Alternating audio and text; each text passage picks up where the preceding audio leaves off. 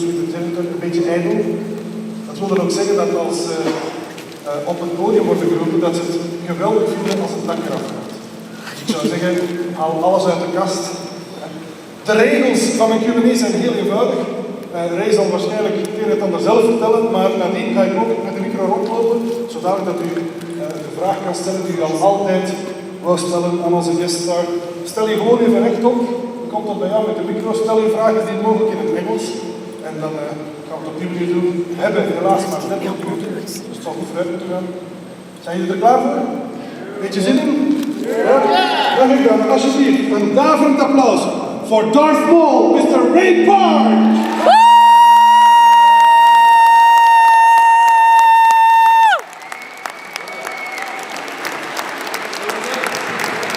Thank you for coming to this press conference today, and I will gladly take in any questions from you guys.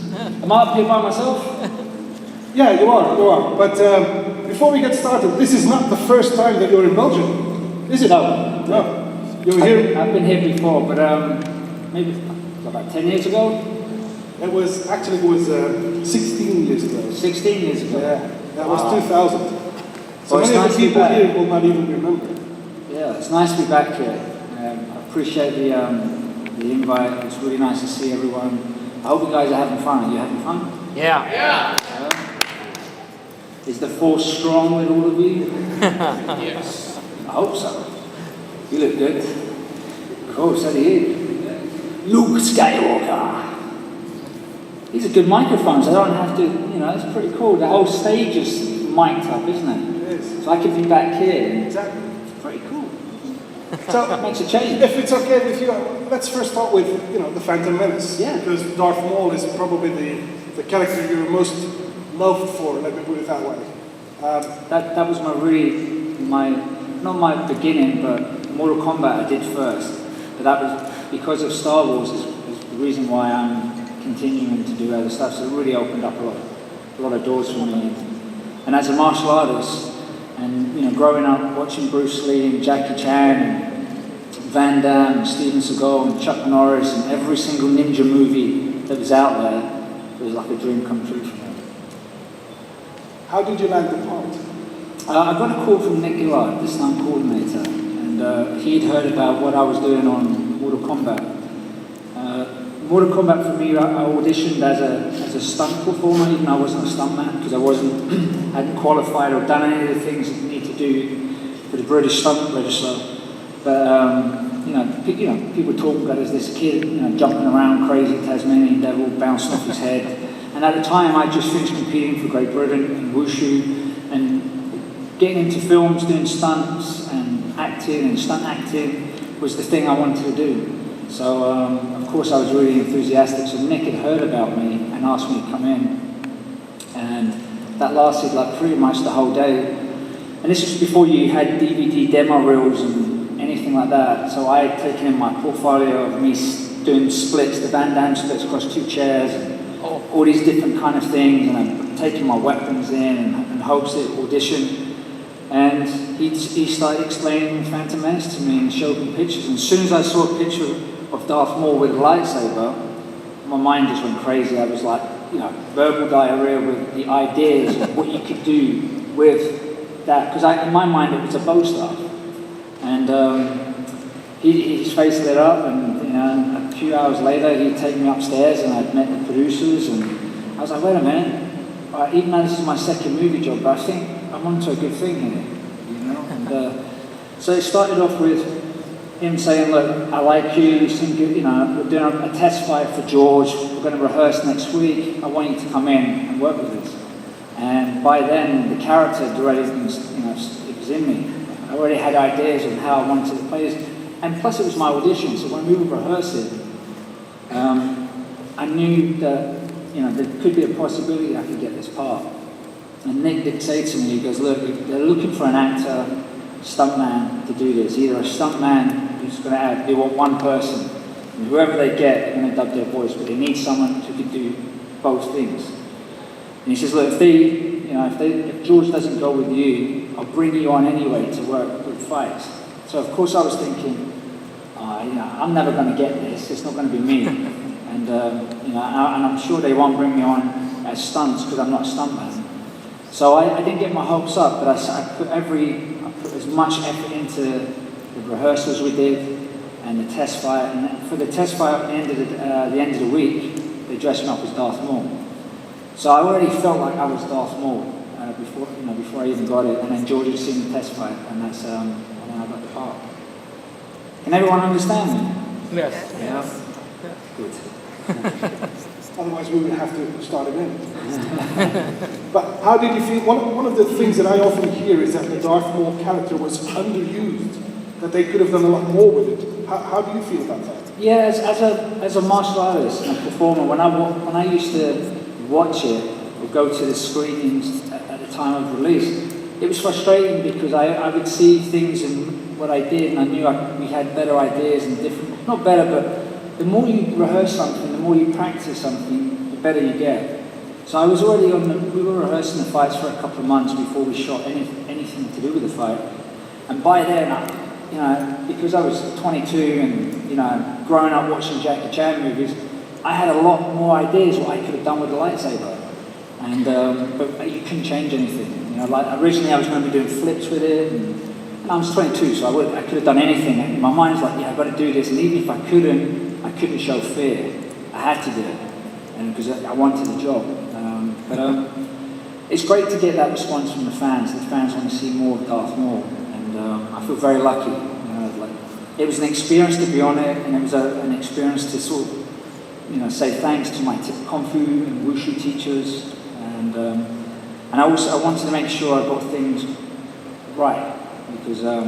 And there's a few weird, like Star Warsy kicks I do because I wasn't allowed to do kung fu or wushu kicks. So, excuse me. But I was able to get a few wushu moves in there, butterflies and butterfly twists and some side kicks. But it's living on now, like traveling the world 10, 15 years later and getting to talk about Star Wars and be here. And I know you guys just want to see me jump around and flip and not hear me talk. And it's great to do that, it's great to be able to pass, show that. And then, I was that kid that, watched Bruce Lee and wanted to be like Bruce Lee and be like Jackie Chan. And we used to play dodge the cars, my brother and I in London, and, wait till the last minute before we jumped out the way. Because, I don't know if it's like it here, but in London, they want to run you over. In LA, people don't look where they're going, and it's really frustrating because they know when they get hit by a car, they're going to sue you. But not in London. You move out of the way because those taxi drivers want to, hit you. So my brother and I used to play games with that. We used to run across the dual carriageways and try and be like Jackie Chan. And it was back when the buses were open at the back. So number 13, you can run after it and do your Jackie Chan thing. I was just a big kid, and I got very lucky. I was very lucky to have the opportunities to, go in for Star Wars. Is it fair to say that Darth Maul opened doors for you? It did, yes. It was kind of like one of those things where it was a big movie, a big part, but it was jumping in deep end first, and then working out my experiences and the acting craft and doing workshops and the whole business side of it. Cultural side of, going to LA and doing meetings and stuff. All I wanted to do was action. I didn't care if I had dialogue or anything. I just wanted to, be like the guys that I used to watch in film. All right. I think we're ready for some questions from the audience. If you have a question, just raise your hand. And please forgive me, I'm jet lagged. I'm really just spaced out right now, but not spaced out in that. I'm just at the table. I was, the jet lag's finally caught up with me. Still early hours in the morning for me in LA. So I'm happy to be here. I don't notice anything. Well, because I'm talking a lot. That's why that happens a lot. And when I'm talking, I'm going on. You see, the jet lag's thinking too much. I wanted to ask, how were the skills of Ewan McGregor and Liam Neeson? Because you guys seem to be on the same level, sort of. I mean, you did all the extra twists and stuff, but they weren't that bad, I think. They were great. Yeah, in the beginning, I used to only watch me in the fights because it's hard to watch two people at the same time. You have to keep on watching it. But whenever I watch Phantom Menace now, I watch Ewan and how fast he's moving, you know, and also the fight with Liam was a different kind of fight, different style, and they both were great. In the beginning, I was doing the rehearsals with the stunt guys, so the fights were more like being with other martial artists, and they were martial artists, and so it was a different energy.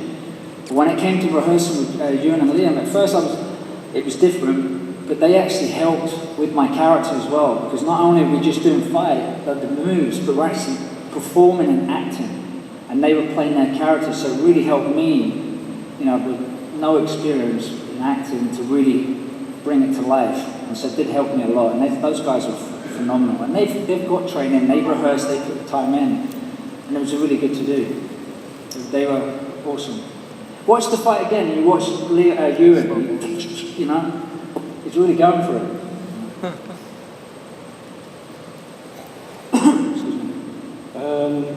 Well, after the Phantom Menace, when Darth Maul got cut in half, they then decided to reuse that character in the Clone Wars, and then now also in Star Wars Rebels. Yeah, I heard. How do you feel about that?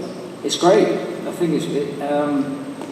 I knew they'll never bring Darth Maul back for episode 2 and 3. I never actually thought that they would be doing Star Wars cartoons, and now we're on episode 7 and 8. And so it's, when I sat down and watched it with my kids and watched Clone Wars, and I saw Darth Maul, I got pretty excited, because there's that possibility that they can bring it back. And I'm glad, you know, it's good to see. It's good to see more Star Wars movies.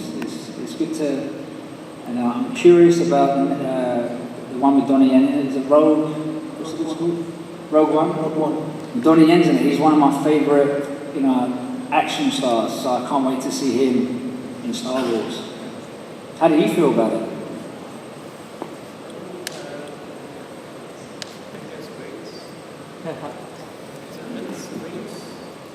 What's that?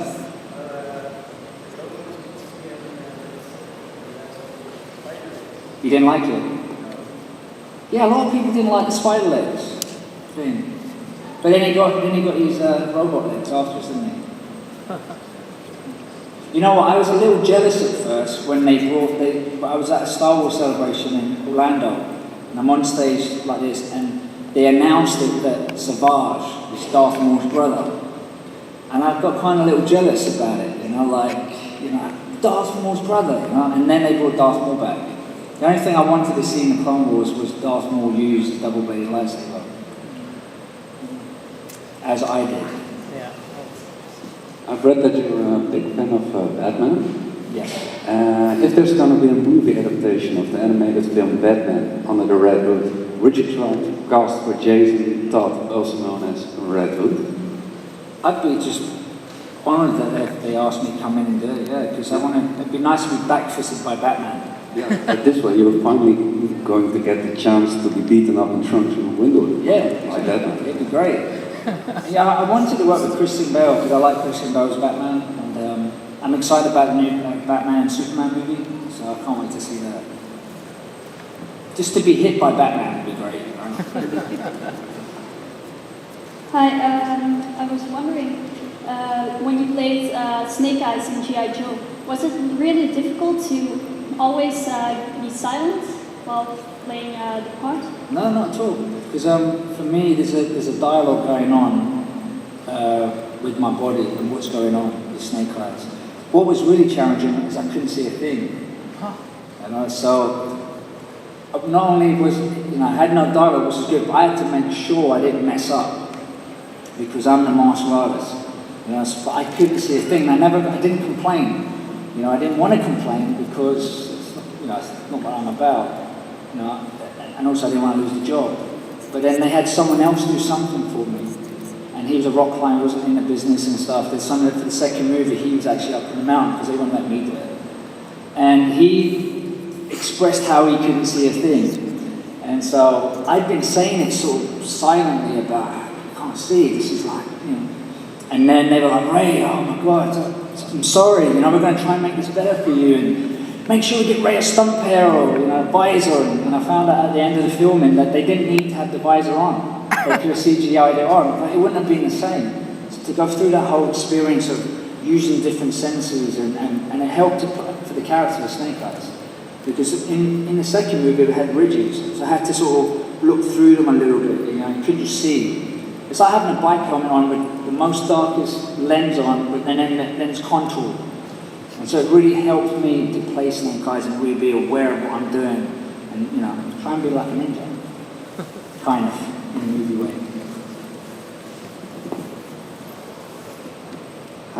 I don't know, I suppose you were a fan of Star Wars before playing in it. Is it an advantage or disadvantage to be a fan of something to play in it? For me, it's an advantage. I grew up with G.I. Joe first, and Batman, and Spider-Man, and Hulk, and then when I was 7, it was Star Wars, and now I've got to be part of those kind of worlds and universes. When I was playing Snake Eyes in the first movie, it meant I had to make sure I did my research and I had to be true to the character, because I knew that I was going to conventions and I'd meet fans, and they for years a lot of fans would say, yeah, you'd be a great Snake Eyes if they ever did a G.I. Joe movie. And then it actually happened. So there was a lot more pressure for Snake Eyes. With Star Wars, it was different. I was more concerned about being a bad guy. What are my kids going to, you know, gymnastic kids are going to think of me, their teacher being a bad guy, because I grew up I was always rooting for the good guy. But it was different for Snake Eyes, because he was my first good guy role, and I wanted to make sure I did it properly. So it's actually fun, because you're in that world, you know, you're living the sort of your dreams. It's a lot of fun. Sir, thank you for showing up. Mad respect for your martial arts skills. Thank you. When I first met you in 2010 in Austin, I thought you looked familiar. I asked you, we worked out with the band. Yes, I remember you, yeah. What I wanted to know was, the question back then was like, you were always so busy, now you're with Mortal Kombat, thanks for bringing that, and your future sci-fi projects, future fighters. And you're always busy, so has your training between sets, always getting things ready, has it changed from the workout? Because I used it in the military, and our guys, because we were always traveling, it was great help. Have you changed in any way, and what are your maybe possible workout routines being so busy? My work, not as busy this year, last year than I have been, but I'm busy traveling. I didn't pack my bands this time around, but I've got my gloves and my jumping rope. I figured if I can't get a gym, I'll just do push-ups and sit-ups. Just a basic. And do some running. But I have changed my training, because my son is a gymnast and he trains like 5 days a week, 4 hours a night. Parkour. And I look at him at 8 years old, the amount of training he's doing, and he was training harder than I am at that time. So my garage at home is my gym. And I've recently built parallel bars, I've got a salmon ladder, I've got a 16-foot rope that I all dug and built myself. Wow. And converted my garage into, you know, basic gym, boxing and CrossFit and gymnastics. And as I'm getting older, I figured I just take everything to the max. So if I'm doing bench press, I'll do as much as I can, and I jump up and do a couple of rope climbs, and then I'll do some kettlebells, and so I'm just really I watch my kids do stuff, and it inspires me. So, and so I just figured I'm older now, so I change up something. And then I get bored quickly as well with my workouts, because I enjoy it, and then I get tired of it. I want to do something different, and so I change it up, and I do mix it up with the bands and do that. But I wish I'd said I remember, because I'm looking at you now. I remember. Yeah, That's cool. Oh. And how do you feel about maybe joining American Ninja? And being, That's the other reason why I put the parallel bars. That's what I thought when he said that. In the sound in my garden, because my son was competing, and there was some moves that because I used to coach, and I wanted to help him out in certain moves in his routines. Okay. So I started to build it for him first, and my daughter, and then it became, I've got a little rock climbing thing, and we were sitting down watching American Ninja Warrior, so it'd be something I'd like to try and do. I hope so. You know, or be as fit as those guys, and also be like, you know, Snake Eyes for real. You know, not just in movies, but actually do it, you know, more so in everyday life. And when you start thinking about things about if I had to pick up my wife and 2 kids and something bad happened, I want to be able to carry them, and get them out of danger. You know? So, and Like Hugh Jackman. yeah, something, you know, like just actually be fit for life. Yeah, he had that. You know, not just the look and stuff like that. It's more, I'm not into wanting how big and whatever. I just want to be fit and strong. You know, if it goes down, I can put my Snake Eyes mask on, ninja sword, and we're gone. That's all I need is my katana. Right. You know, ninja stars and a knife. And you're blind. Would you ever like to come back in new Star Wars movies? Oh yeah, I've been asked that a lot, and I think it's a no-brainer. I'm never going to say no. You know, and I would definitely come back if they asked me to be Darth Maul again. I'd definitely do it, even if they were to use a different voice. I'd still do it, of course. But if they asked me to come back and anything to do with Star Wars and said you can take a pick on any character you want to be, but not Darth Maul because we're never going to bring him back. I want to be a Merc. You know, I think they're pretty cool. You know, like a Mandalorian Merc. And from watching Clone Wars and seeing how cool they were on that, that's what I would like to be. Yeah. Is everyone alright? You're looking at me so seriously like I've done something wrong. You good? Is everyone good? Yeah, you're not falling asleep yet? What's the favourite part you've played so far? Is it possible to say that? And they're all different. Different experiences. One of my all-time, not favourite, but when I moved out to LA and I was going to Gold's Gym in Hollywood, and there were studios there, and you see the trailers and that, and you know, you see people working in the studios, and the Hollywood signs in the distance, and I went, one day I wish that was me. 10 years later, I'm in those studios, and I'm on Heroes. And I was like, yeah, I remember standing outside, like 10 years ago, wishing, hoping that would be me, and seeing the Hollywood signs. And being on Heroes was fun, because I was a big fan of the show. It was the first time I binged on a TV show. I didn't get it before. But I started watching it, and I thought, this reminds me of X-Men. And then, so I bought the DVD, and sat up, and it was the first time I couldn't close the screen. I thought, I've got to watch the next one, I've got to watch the next episode, and I binged on it. And then 5 years later, I'm on the show. So I'm looking at Milo and HRG, and I'm like, oh, and they were like, oh my God, it's so cool. So it was good. It was it was a good show. The producers treated everyone really well, and it was nice to be able to drive from my house, go in, do my scenes, and go home. You know, I wasn't on location anywhere, and that's the hardest thing you're asking. On location is the toughest thing for training for me. I don't like sitting around doing nothing. You know, like I don't want to sit in my trailer watching movies. I want to be out training, because sometimes you've got certain gear on or makeup on. You can't mess it up. But for Snake Eyes, I was able to do that because we were at NASA, and so I was able to run up and down the runway and have security following me and stuff. You know. So it was good. It was good. It was, you know, if I can get my training in when I'm working, then I'm a happy bunny. I don't go crazy. What future things have you got lined up that we can look out for? Nothing. I'm just. There's always talk about things, but I'm really hoping to come back to Snake Eyes and G.I. Joe 3. You know, so I can complete it and finish it and do it. You know.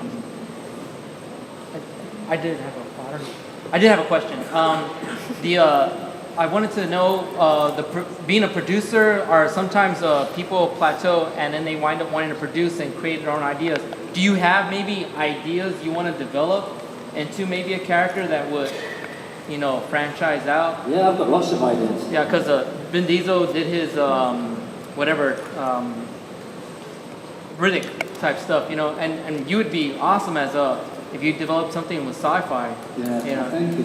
So I mean, I definitely would follow. You have thoughts? You have a.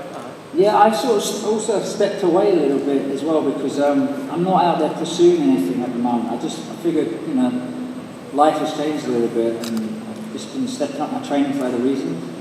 And so, and then I get tired of things, of people saying one thing and then the other thing doesn't happen. You know, so I've just sort of stepped away and figured when it happens, it will be good.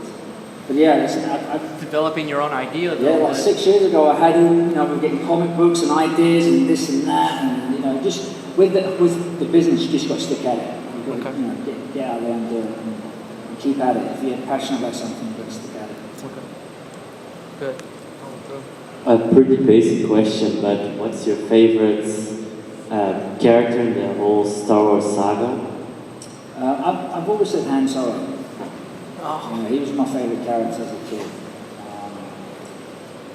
But it's changed now, like I said earlier, I want to be Mandalore, and look, they're pretty cool. There's different characters now. Who wants the last question? Make it a good one. Sir. Ooh, yeah.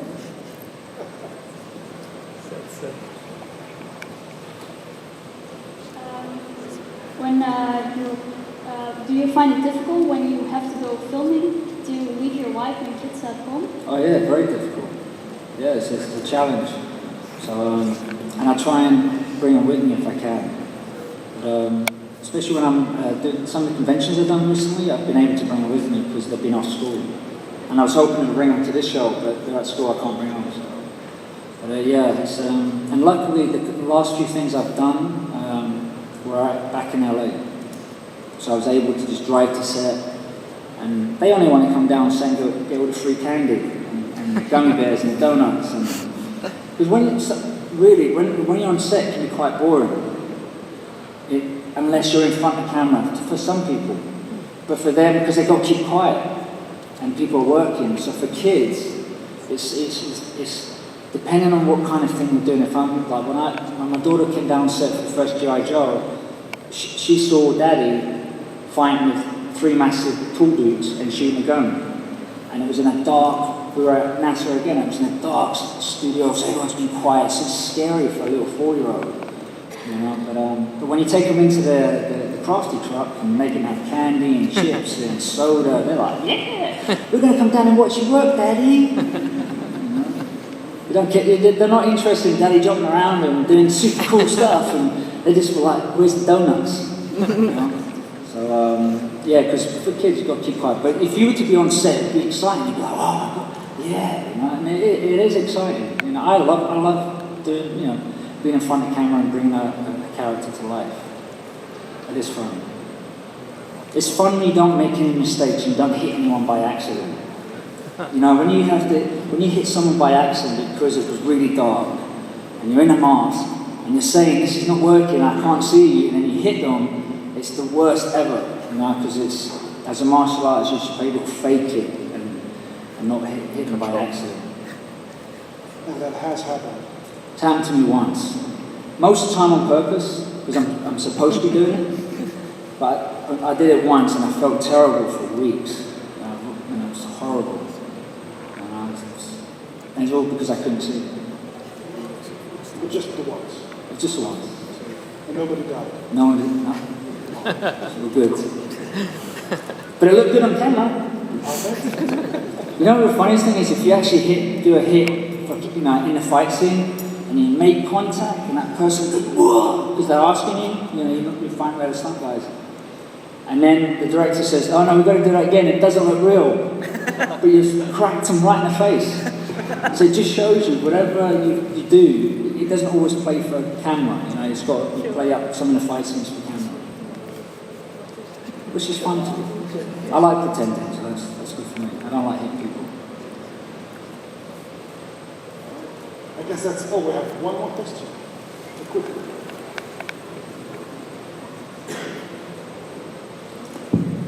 Do you meet again other Star Wars actors or George Lucas? The last time I saw George was at the premiere of the new movie. And the time before that, my wife and I we treat ourselves and go to the Hard Rock Cafe in London. And we're sitting down, and I look over, and George is sitting at the bar. Not drinking, just sitting at the bar eating. And I was like, so I shaving my hair, and I went up to George, and I was so nervous, because I was scared in case, I was really, really nervous. And I went up to him and said, George, I don't know if you remember me, but I'm Ray, I played Darth Vader. He said, yeah, of course I know who you are. Because most of the time I was in makeup. But it was really nice to see him, it was quite a blast. But I see all the other cast members from Star Wars. You know, but not Ewan or Liam. I haven't bumped into those guys in a while.